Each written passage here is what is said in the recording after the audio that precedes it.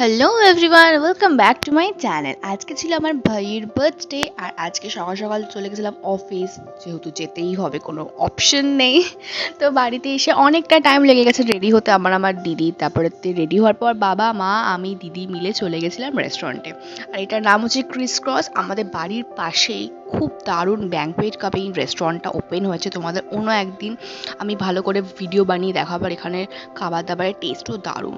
তো আস্তে আস্তে সব গেস্টরাই চলে এলো। তারপরে আমরা এখন কেক কাটবো। আর এই চিজ কেকটাও কাকিমা বাড়ি থেকে বানিয়ে এসেছিল। আর এখানে দেখো সবাই কেক কাটার জন্য এক জায়গায় চলে এসেছি। ভাই একটু লজ্জায় পাচ্ছিল। আর দেখতে দেখতে দেখো ভাইটা কত বড় হয়ে গেল, আমাদের থেকে যে এতটাই ছোট দেখে বোঝাই যায় না। ও এত লম্বা হয়ে গেছে, দেখে মনে হয় যেন আমরা ছোট, ও আমাদের থেকে বড়। তো কেক কাটার পরে বাবাদের ফটো সেশন হলো, তারপরে হলো মায়েদের সঙ্গে কিছুক্ষণ ফটো সেশন, তারপরে আমরা কিছুক্ষণ ফটো তুলে নিলাম, তারপরে চলে এলাম ডিনার করতে। তো ডিনারের প্রথমেই ছিল একদম একটা বড় সাইজের ফিশ ফ্রাই, তারপরে ছিল মশালা কোল্ড ড্রিঙ্ক।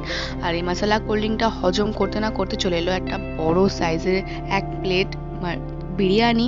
আর এই বিরিয়ানির পোর্শনটা এতটাই ছিল যে দুজনে মিলে কখনোই খাওয়া সম্ভব হচ্ছিল না। তো তার সঙ্গে ছিল টিক্কা বাটার মশালা। আমার এই বোনটা ময়না যেহেতু একদমই চিকেন খেতে পারে না, তো ওর জন্য ছিল ফ্রাইড রাইস আর চিলি ফিশ।